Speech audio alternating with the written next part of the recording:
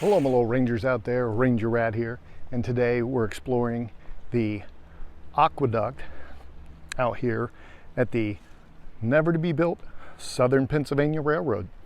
So this is the only aqueduct they completed that's really close to Sidling Hill, where they abandoned Pennsylvania Turnpike, because the Turnpike originally was built for the railroad, then abandoned and adopted for cars. But they built these aqueducts. There were supposed to be like 9 of them or something back in the 1880s, so that they could carry the railroad line over creeks like this. This is Oregon Creek. So this tunnel is 199 feet long, 15 feet high, 10 feet wide.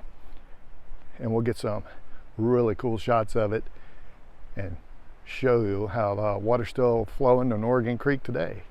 Built by Sicilian stonemasons that, like I said, both Carnegie and Vanderbilt hired to build these awesome stone things. Brain locked up because I'm walking down a hill.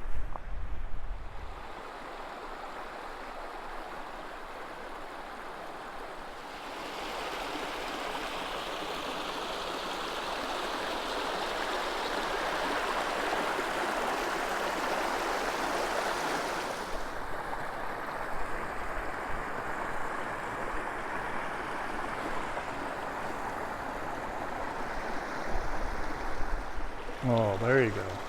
There's the money shot. Look at that beauty.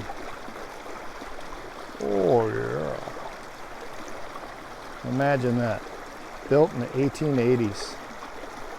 And still wonderful masonry even today.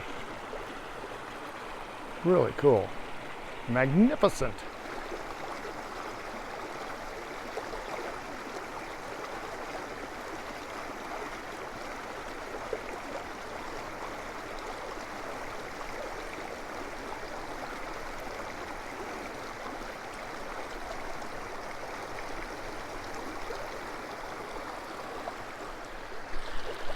Well, there you go, little rangers.